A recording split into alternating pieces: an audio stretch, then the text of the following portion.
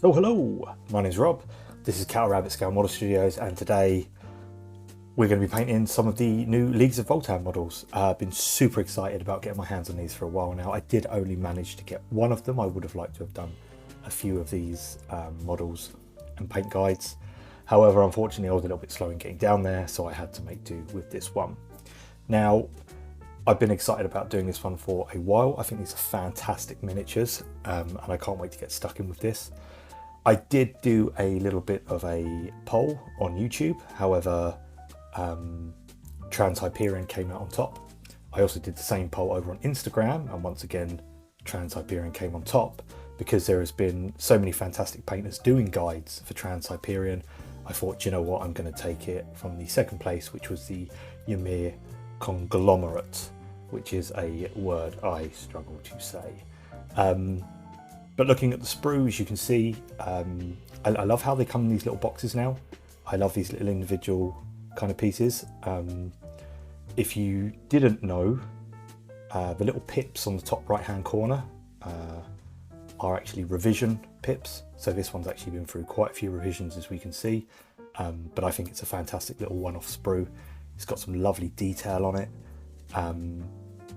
Can't say enough nice things about this sprue. I think these little one-off models are really becoming my favourite things. I can't wait to do more of these.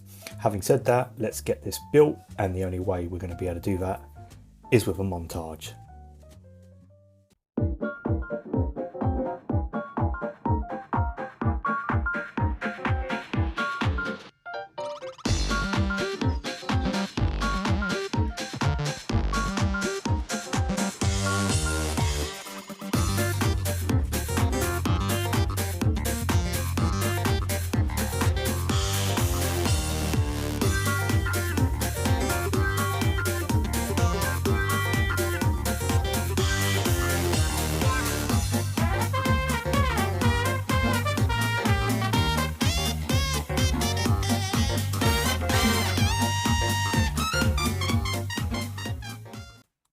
So now we have our bits individually kind of put together. I will be working in sub-assemblies just to keep things easy and clean. I'm keeping the arms separate, the body separate, and the little backpack also separate. You see, there was a few points that I did which want to point out here. The helmet was a little bit finicky to kind of get in. You kind of have to put it in a little bit of an angle. There is also a contact point on the curvature of his helmet covering. Is this the helmet? I don't know. There's also one on his arm section here, so I would probably advise leaving a bit more sprue sticking out and trimming them with a knife, as opposed to placing the cutters flat against the model and tearing the sprue out and leaving a small indentation. There was also this little thing, didn't know where it went, so I'm going to leave it off. Next thing to do is prime. Priming, we're going to use Mephiston red. Obviously the Ymyr Conglomerate is red, and this is going to take out all the heavy lifting and give us the majority of our colour that we need. Now we're all primed up. Once again, I've just attached the model to a base just to make it a little bit easier to work with, and I do obviously like these hobby handles. I think they're quite comfortable actually. And really the first thing we need to do before we start painting, do just make sure you've got some water on hand. Everything's nicely covered. You're also going to need some brushes, and the first colour we're going to use is Mechanicus Standard Grey. This is going to be for all of the undersuit. That's these little kind of sections in between the armour panels. You've got a big bit at the back and a little bit up here. All I'm going to do is just make sure that I add a little bit of water every time with my paints. I do recommend that you thin your paints just with a little bit of water to make sure they run quite nice and smooth. I'm going to do 2 coats over these sections. Now these are base coated in. The next step is going to be a wash, and this is coelia green shade. Give this a really good shake, as sometimes to me it just dries a little bit funny. But this is going to tint the undersuit that kind of green colour that they have. I didn't want to do something like a Stegadon scale green. I wanted to feel this a little bit lived in, so I kind of went down this road, which is I'm glad I did with the final results, especially you'll see at the end. Now that's all put in. Don't worry at this stage about being messy. It doesn't really matter because we're going to work on top of our colours, and the last one we're going to do is red anyway. The next one is rhinox hide, and this is going to be for things like the shoes, his belt, his little leather gun pouch on the side, also his gloves on his arm if you're also keeping those separate. Do just once again, two thin coats, just make sure that it's got a nice solid colour to it. Now that's base coated in, we're starting to kind of see all the base colours kind of fall into place now. Abaddon black, this is for the ends of the shoes. There's also a section on his gun as well at the end that does just need to be black, and his little kind of elbow pad things that he's got. Next up, lead belcher. Once again, this is fairly self-explanatory. This is for all the silver bits, things like the little caliper thing hanging down here, his joints in his knees. I think he's got robotic legs, this one's, or really thin angles. I'm not quite sure. The backpack, the gun casing, just all those little bits. You can have a bit of fun with this and just kind of dot it around as you want to.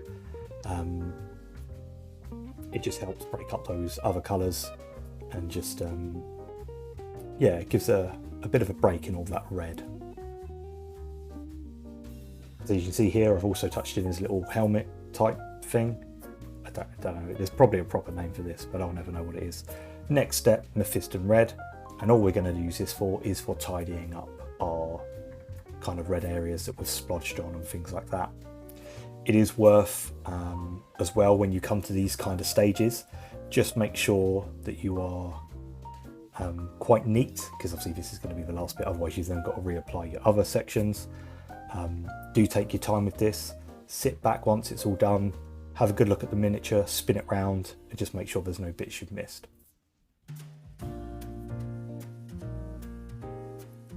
Now all the red is base coated and tidy up. We've got all our base colours down completely. This is, you know, where the magic happens. Agrax Earthshade. This is going to be for all of the red sections, all of the leather. The only thing I am going to actively avoid here is the greyish green undersuit. So just be careful when applying it. Once again, I'm going to do this absolutely all over. Just make sure that it's not pooling anywhere. If it does, you can kind of just, I wipe my brush away, and using a dry brush, you can soak it up with that kind of puddle patch that's kind of built up.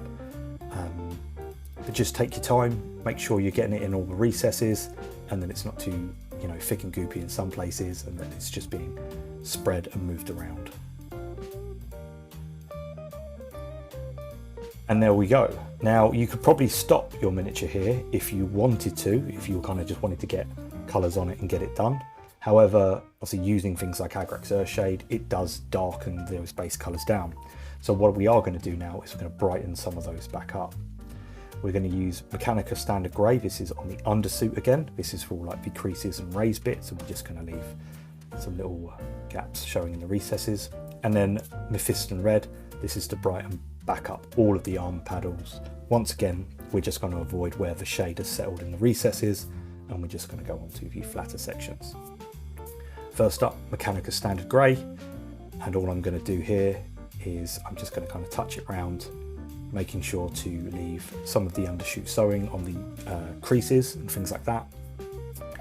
And then the same again in principle with Mephiston Red.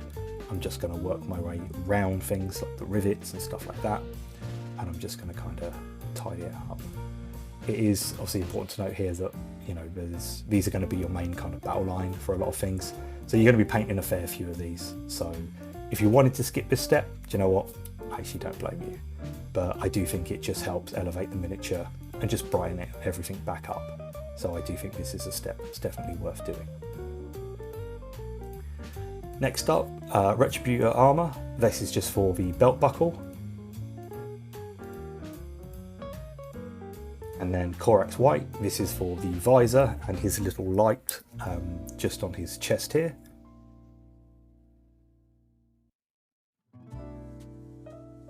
Then we're going to use contrast aethermatic blue. This is to go over the visor and the little light. Once again, when putting this on, just make sure it's not puddling or pooling.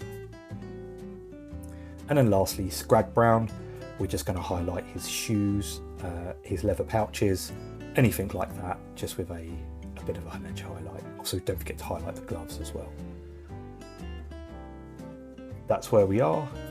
Now we can actually edge highlight our red armour. For this, I'm going to use Evil Sunz Scarlett. You could skip this step if you wanted to. I do like doing edge highlighting. I think it's a great way of focusing the eye towards something with some really nice sharp highlights. To do this, all I'm going to do is I'm just going to get a nice amount on my brush, and just using the edge of it, I'm just going to go around those really sharp details, especially around his little helmet type thing, his light, just anything you want to draw the eye to. I think is always a really, really good place to start putting down edge highlights. Unless you're going for like the heavy metal style where everything is highlighted, I wouldn't bother personally, because these are little rank and file guys, and from 3 feet away on the table, which this guide is actually aimed at for being, you know, kind of battle ready and a good tabletop standard, just make sure that you've got a few highlights here and there. There's no point putting any where you won't see them, because I've learnt this the hard way. You'll just drive yourself mad trying to get them all in. So that's where we are. Everything's looking quite sharp, quite tidy. Everything's got a nice highlight. It's at this point, if you want to, which I did, I actually attached the gun to the back of it, his arm, sorry, and that's what we're left with. As you can see, most of the detail on the chest is completely hidden. This is what I'm saying about don't worry about edge highlighting absolutely anything. Next up, we can actually wash the gun. For this, we're going to use nuln oil. Once again, just make sure that you're not overloading your brush and it's not pooling and you're absolutely getting it on really, really thick. What you're looking for here is just to run into all the little recessed details on the guns, just to make sure the little panels are standing out.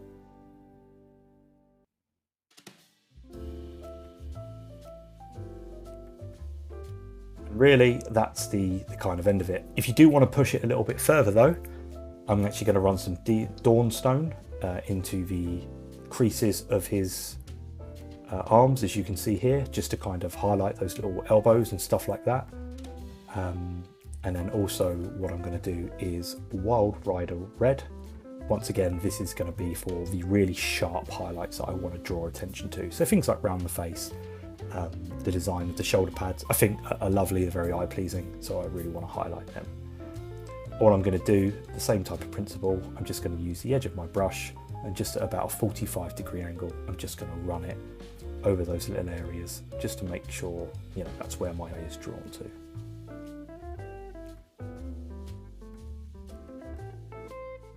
That's it really for the other, no more highlighting, don't worry. But we do have these little buttons and things like that on the miniature. For these, I do like to do this at the end. I just like to, I get some really bright colours. Here I'm going to use yriel yellow, caledor sky and moot green. And I'm just going to touch in the little buttons, just in and around the miniature, just to make sure like his little suit's lighting up and everything's working. As you can see there on the wrist, on the back, and also his little arm, he's got some little yellow and blue buttons. The last thing we're going to do is lead belcher, and this is just to highlight any bits on the gun. Once again, just take your time with this, work around it, and that's all there is to it. Base your miniature how you want, and he should look something like this.